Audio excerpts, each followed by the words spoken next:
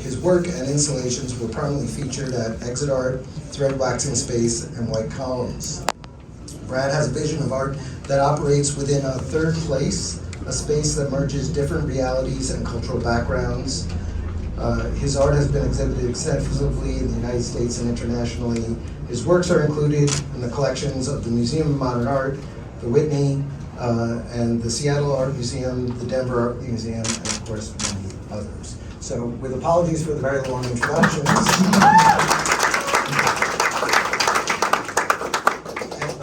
I thought we'd start with you, Brad, to talk a little bit about what people can see on the booth.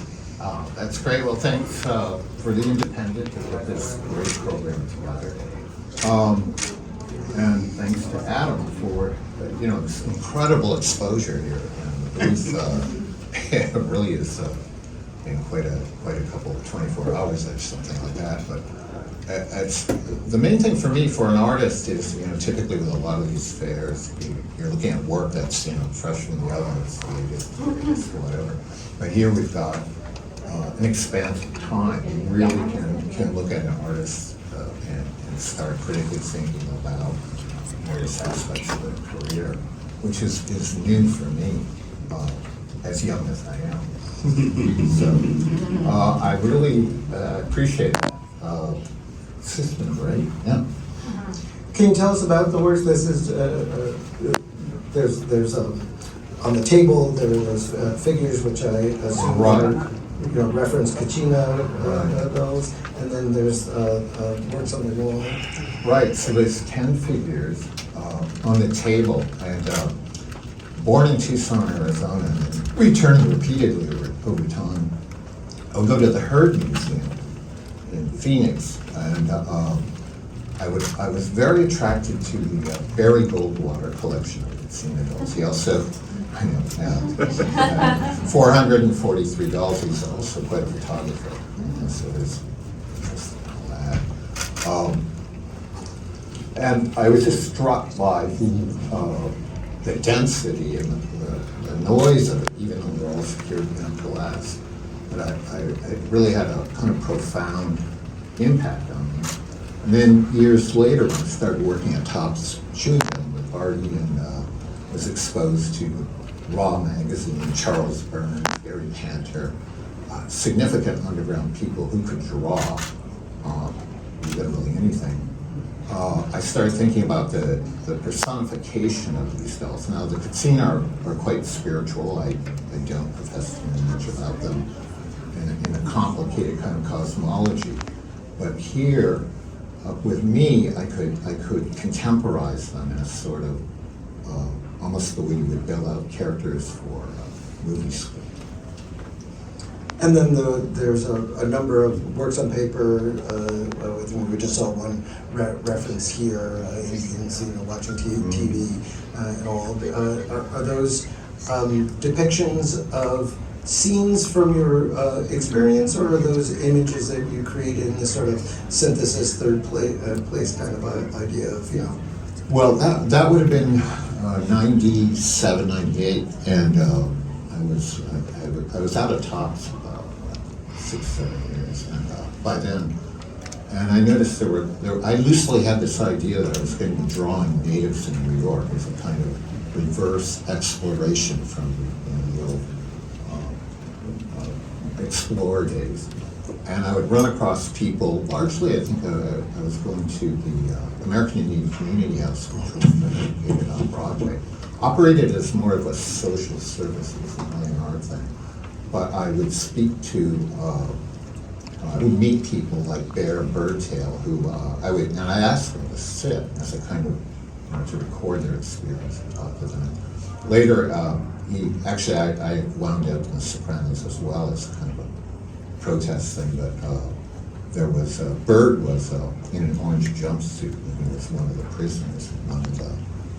Just happened to have that kind of face, submerged personality.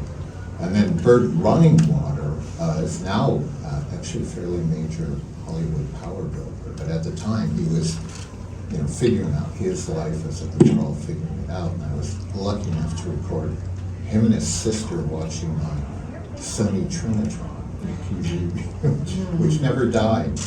You barely saw those things on the street.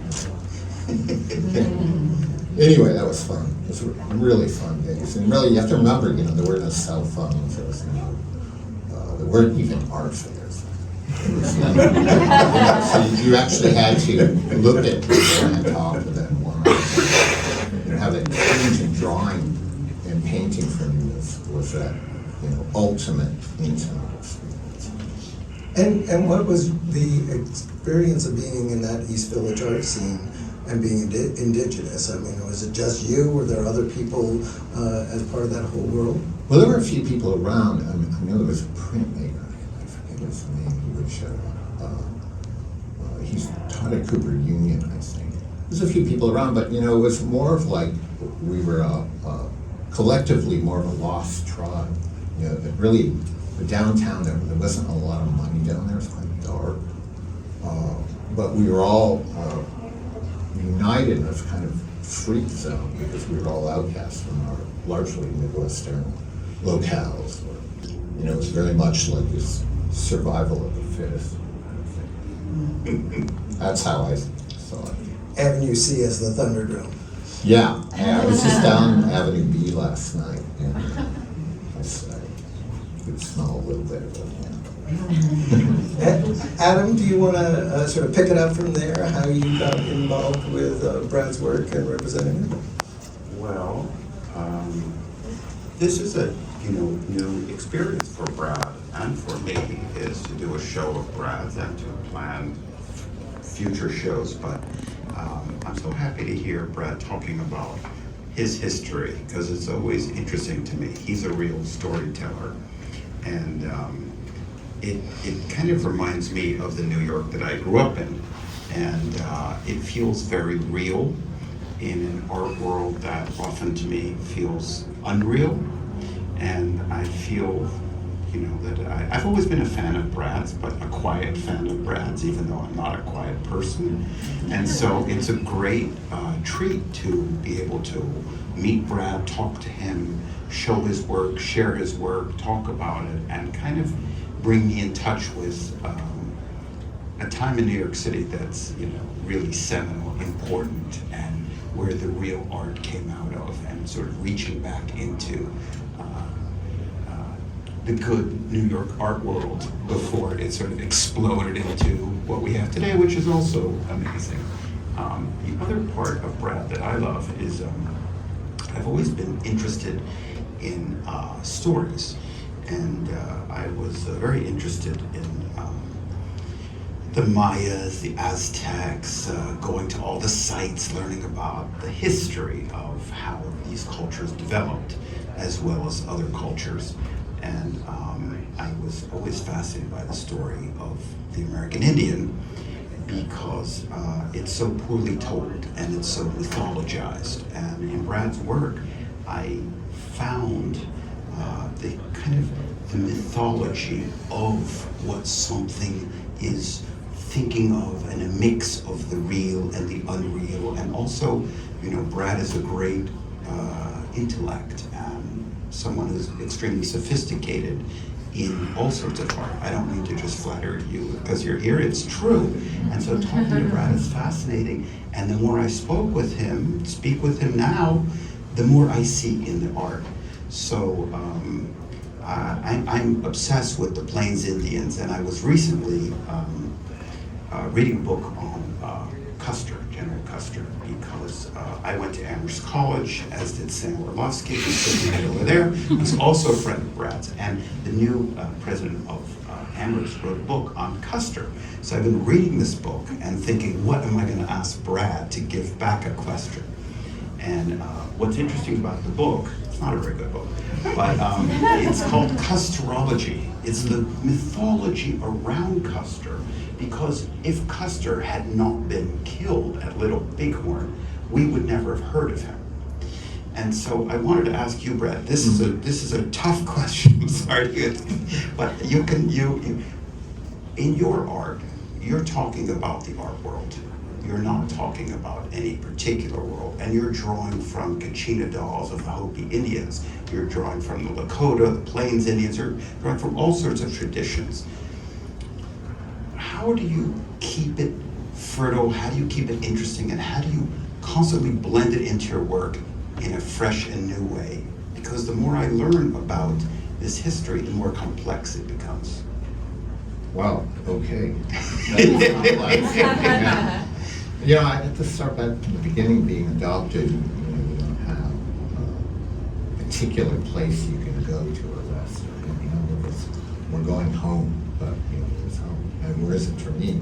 I don't exactly know.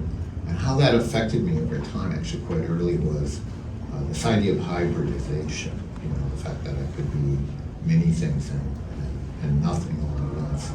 And I think that I kind of granted I privileged myself the freedom to draw from many disparate parts and sort of create my own diaspora, however you want to call it. And so, you know, I can go to the Heard Museum and pick out a few things, and then I can run up to, you know, the Custer Battle Ground and survey that, imagine how the Native generals parsed out their troops, and you know, the strategy of it all. It's very fascinating. I'm very interested in power, spiritual as personal. And then, you know, being back in New York, I'm like, wow, we live in an amazing city, right? And I remember I was playing in a microtone band, which was a super wild, we could clear out galleries in like 2 minutes with loud guitars. It was David First, who then became quite influential to a big downtown band. I always forget the name. Anyway, he took me, he said, Brad, I've been very blessed in my life to have like an Artie Spiegelman just come up and touch my shoulder.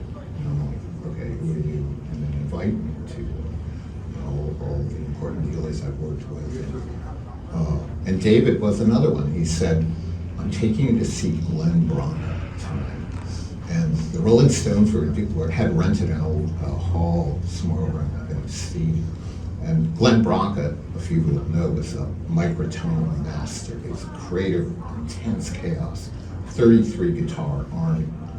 People who couldn't really play, but they would detune their guitars and then play it through massive walls of amplification, which then created this like ear-bleeding din. I mean, people were, but that had a huge effect on me because I could relate it back to the West, to weather phenomenon and you know, cold, intense cold,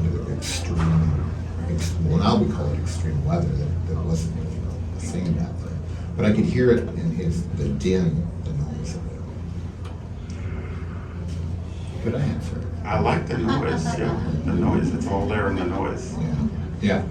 Well, also, the East Village is right there. I mean, the East Village as this place where there was no real dividing line between people doing experimental music and doing comics of some kind, and you know, the sort of high-low, the thing that Barnegat, did not long after that was a big part of your formative, experience coming to New York. Correct, and I remember I'd go in the Tops Chewing Gum, and we had just created Garbage Pail Kids, and they, it secured millions of dollars for the company and everything.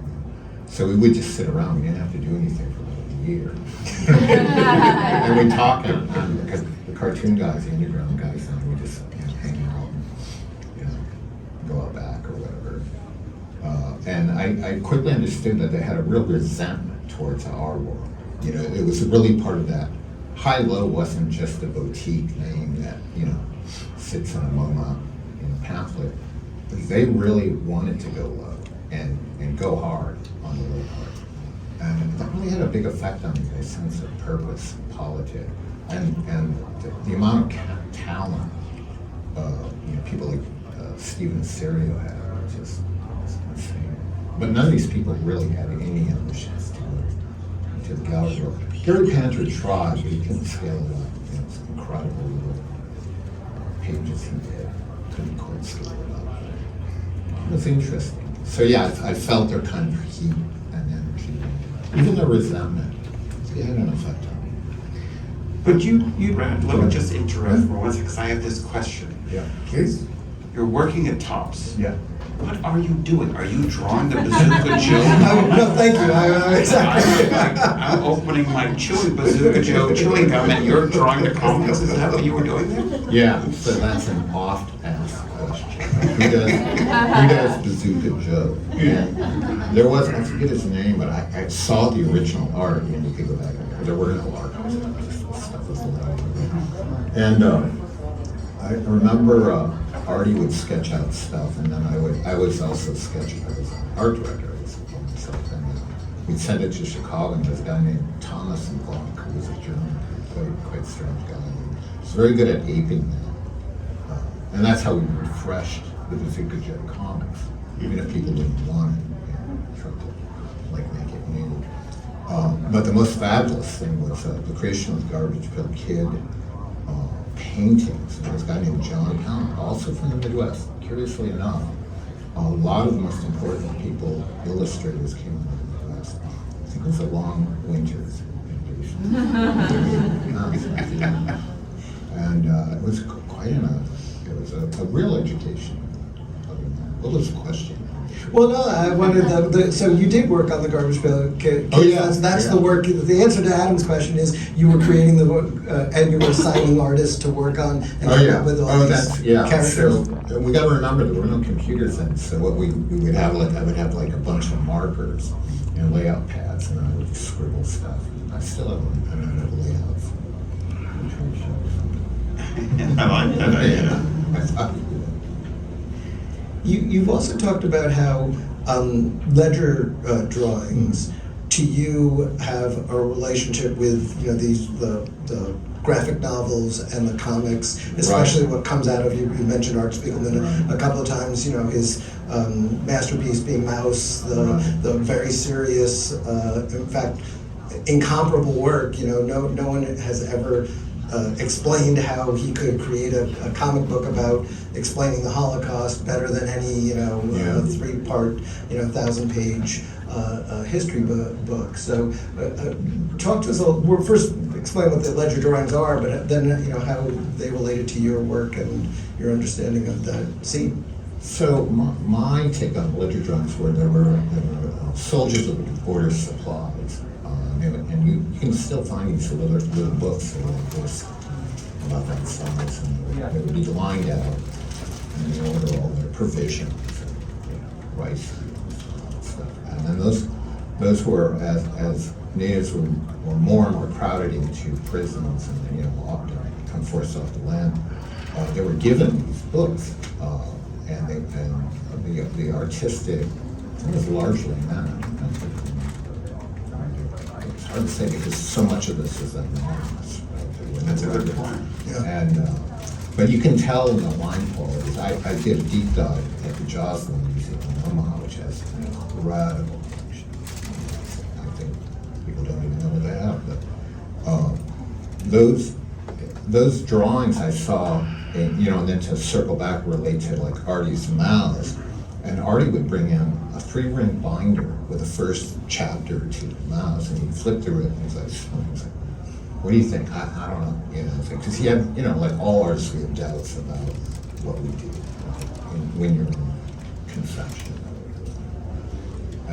And I saw that same kind of humanity that's impacted in his, 8.5 by 11 plastic sheets, also in the ledger drawings at the Joslin. And then later on, I was very lucky. Former director Joe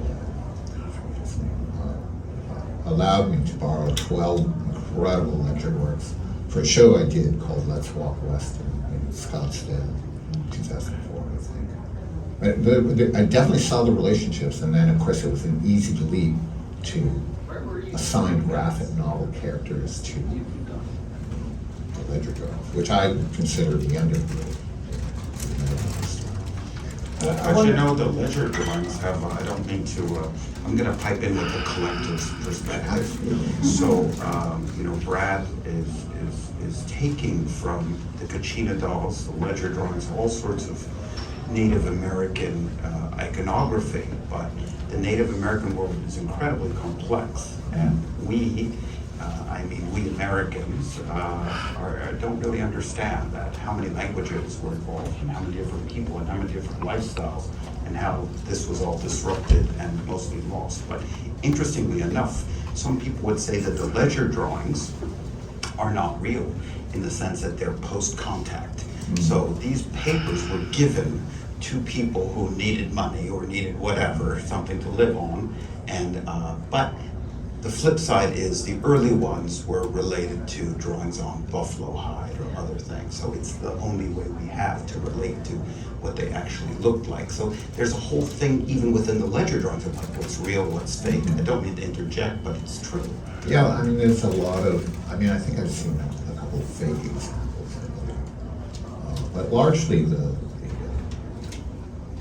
ideas were one is spiritual, and then those are the two main subjects. The OG, the original ledger drawings, as I saw.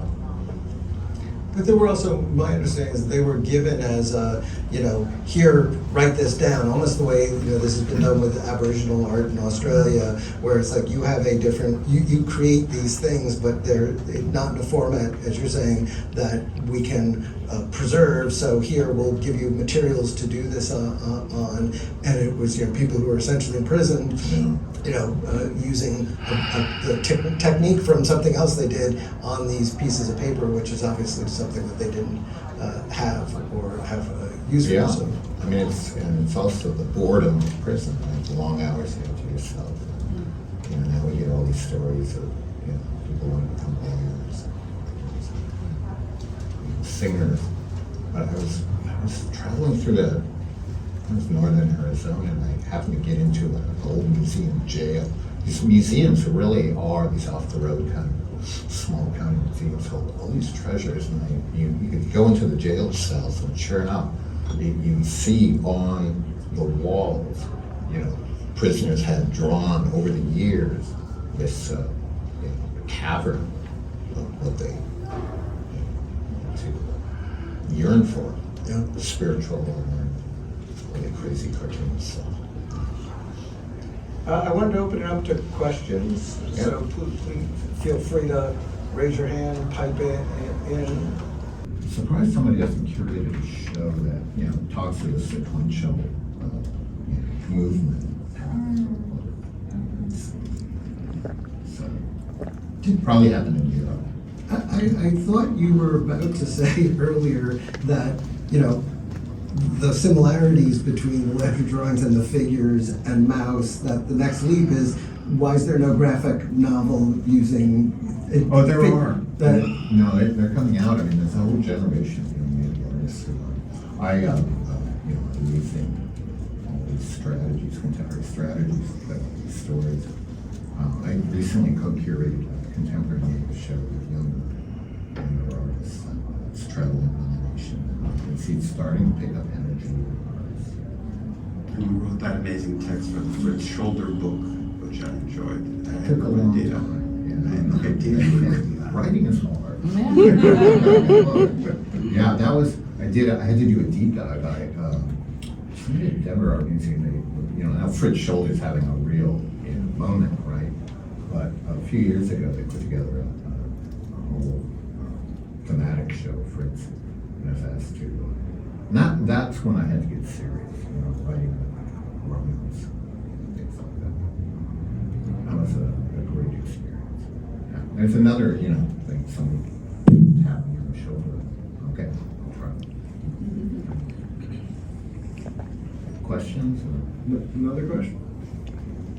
I'm gonna hog it. For you, keep So going. can you tell me about the title of this talk? Oh, that comes from Brad. That's his title. When you bring in modern. What is the title?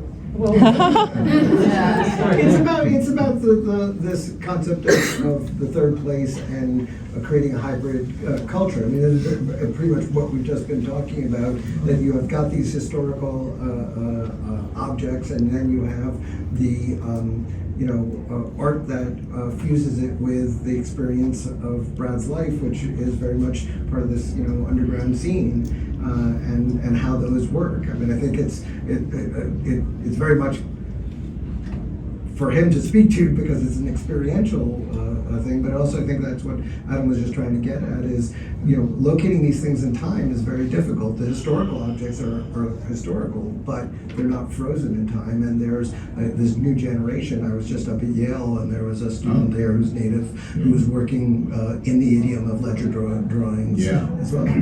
Yeah. Well, I asked because modern normally says like a hegemony that we supposedly, after modern, would open ourselves up to the other, whatever that would be today.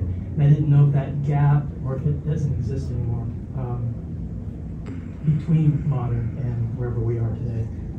There was a term back in the 80s and 90s. Well, we used to talk about postmodernism all the That's why I'm time. going, but and I would actually say the East Village is kind of one of those great expressions of postmodernism. It was synthetic. It drew things out of context, not to intentionally take them out of context, just because you could create things that were interesting and exciting. Yeah, I mean, I was sifting through the wreckage or walking through the East Village in the 80s and 90s, and much clearer in my thinking. But the thing is, it's a very fluid situation. I just happen to be a little bit late in 360. So there's no terminology that I could. I'm going to rename this. What is the name of the talk? What's the name of the talk? I can't remember. None of us wrote it down. Is Brad your real name? Was that the name that your adopted parents gave you? Oh, yeah. So I never liked the name. I was always like, but my parent, I don't know why, and that was, we're talking about the 50s. I didn't grow up with other Brads, until, and then I started Googling, and then this guy, Brad Pitt, the other Brad, in The Hangover. So, could I change it? Would I? It's kind of late. And then part two of my question is, I know about a movement in the 70s through the 90s of downtown in Soho and on Bowery of African Americans that were really hanging out with a lot of Japanese and Asian friends. I don't know if you had ever infiltrated that circle, or if you knew about it when you talk about it was very niche for you to be in this circle of art. Right. That could have been, I mean, there were a number of like smaller clubs and startup galleries where that totally could have existed. Slugs was one of them. I was more on Ludlow Street, and we were rehearsing this kind of crazy reggae band with, we shared the space with the Bad Brains. My greatest still, other than catching this trophy fish, was Gary, Dr. No from Bad Brains. Really, he gave me the great compliment about how I could hybridize in country lyrics that I was playing in the West into a reggae format in the Lower East Side. I really had to think about it. It was great. It was another turning point for me. So from your personal experience, did you feel that it was very niche when you were here in New York City? Like if they're the white male artists, right, that were getting a lot of the attention, the Infante Habib, and then there were the African American. Did you have a lot of comrades or friends that were Native or Indigenous? Well, there weren't, there was nothing really, I mean, New York could have been Europe at that point. There was nothing really to hold a Native community here. I mean, we heard about the Mohawks, making buildings in the 30s and whatever. There was no, I heard that there was a bar way out in Red Hook that people hung out in. But it wasn't, I mean, it was such a small scene. And in terms of the art world and music, there wouldn't have been a dedicated club. Where was the Whitney? Somebody tell me. So there wouldn't have been anything to keep anyone here. I remember John Trudell, was great. He passed away a few years ago. I remember seeing him at the poetry club, I think, or something. And there were 10 of us in the audience. that was 94. So there wasn't a lot, there wouldn't have been any traction, really. And the last thing I'll say, since no one else is asking questions, thank you for your resilience, because it takes a certain amount of resilience to keep going and meeting Brad in that circle and getting to a place like the Independent and telling us your personal story so that you can pass on your lineage to other generations. So I'm very appreciative. Thank you. Yeah. And Brad, I had been thinking of you for a while over the years, just wondering, what are you up to, having been a fan of yours? Suddenly, we are in a moment where Jeffrey Gibson is the American artist in the American Pavilion in Venice. So clearly, there has been a changing of the tide, but yet you've been here telling your story for 30 years. How do you feel that it's after many years, or how do you feel about the whole thing? Yeah, it's a very odd thing because it didn't, for years up through the 90s, I think it was the Identity biennial was 1996, and that's when I thought, okay, now the Nader thing is just around the corner, and I could be talking about it, never had it. And finally, Waiting for the bus, yeah, it's like,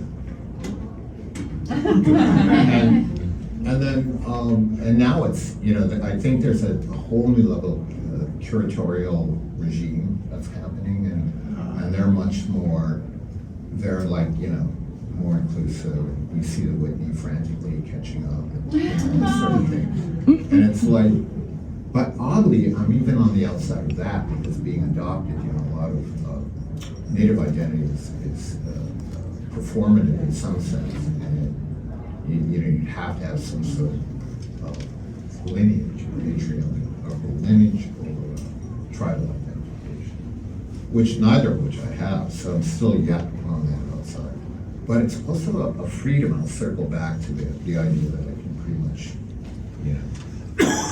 take from a number of things and come up with my own soup, so to speak. Did the Jimmy Durham retrospective at the Whitney make a difference? It seemed to have come and gone.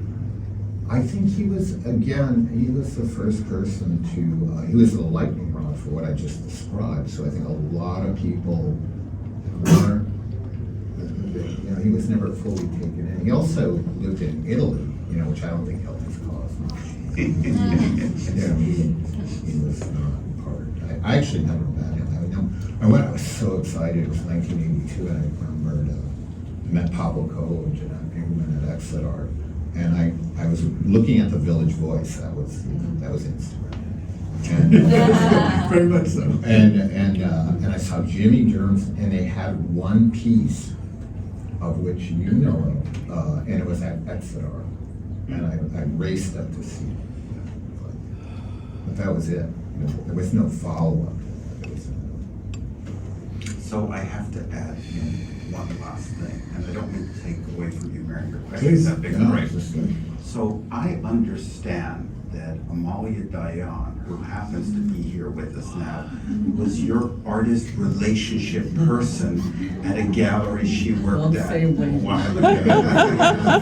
So it's a two-part question, as was yours. One, is this true? Yeah. And two, how did it go?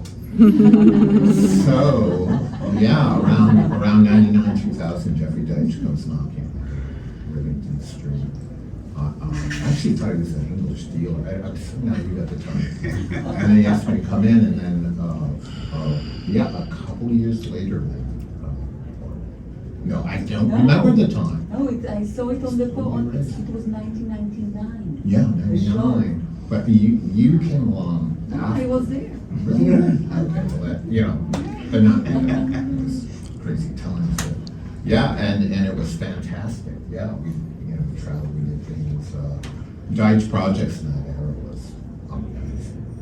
He had a kind of wild style attitude. He would take people literally off the street and put us on a fairly high level, which you don't really see much. the way Jeffrey constructed that thing. What makes me so happy now about, being with Adam and Molly is returning back downtown. And it's very exciting. When is your show at the gallery? I don't know, on the front sorry. side. Sometime next year Yeah, of the new work, yeah. probably the spring, we say. And is there a museum show or even is there something interesting in the Well, I have a couple of chandeliers out there. There's going to be something in the Brooklyn Museum, I don't know, in October about that. I think the show, our show, I would prefer to just be in the studio. I've got some big pieces, and a lot of attention. And I don't, all these shows, it can be a distraction. So do the 25 show, and then I think that will, galvanize something else. Yep. So Brad, we talked a lot about the past, We but did. what inspires your work right now? What are we going to see when we go to the gallery? For 25? Well, all the stuff that you guys just talked about, that you want to show in your studio and stuff, what inspires you now? What are we going to see in Adam's? Okay, so the themes that are in the booth right outside this room are still courageously, avidly being pursued in my Bushwick studio in Arizona. And you'll see big bed sheets, maybe a giant dream catcher or two. I want to wrap up the energy level on the works and kind of create a buzz in the gallery beside you, like a canyon or something like that. In addition, I do closing in on number 100 of the Maneker studio, which are my constant companion moleskin sketchbooks. And maybe there'll be some of those, or that 100 will somehow be adjacent space. I'm sure it'll be great. And, Yeah. a lot of confidence. I can't wait to see it myself. Yeah, I need a little time to bake it. Anything else? You've been, yes? Could you talk a little bit about your work process? Are you one of these artists that fits and starts? Do you think about it for a while and then explode and make it, or are you very methodical and doing plans and sketches before? I'm an observer, so I'm going to talk about this thing that just happened about 3 weeks ago. I love fishing. I'm obsessed.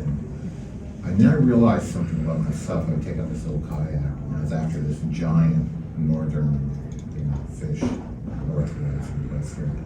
But I realized I wasn't actually fishing that much. What I was doing was paddling around and observing and just getting the lay of the land and wondering where that thing was. Because you can't see in the water. Fishing is very much like painting. You sort of have to look into the murk and decide where things are in this levels of space, qualities of water. So I would say I observe while I'm playing guitar.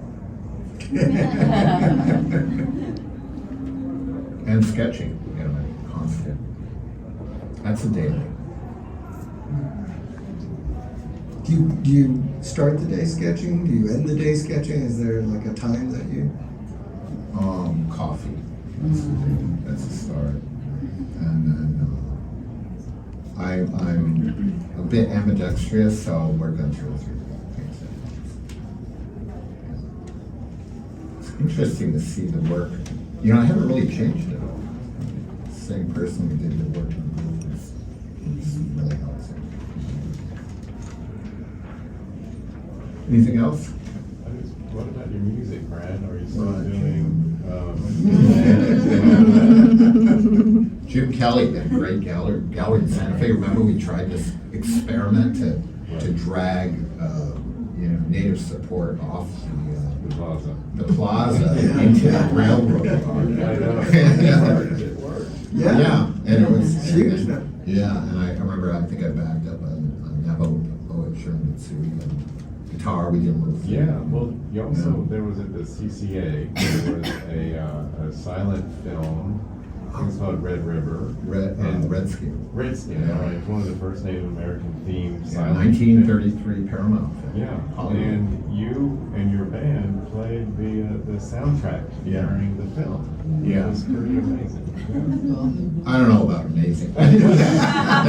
That film was 80 minutes long. Oh, I think no, we it's had, pretty I long. think we had about 20 minutes of ideas. That was a lot of work. It was so much fun. And yeah, that was an early, Yeah. thing. And then, then Dead Man came along with, that's a great soundtrack. Amorphous sort of radio sonic wave kind of thing. Yeah, that was fun. All right. Well, thank you all for coming. Yeah, thank you. Keep on being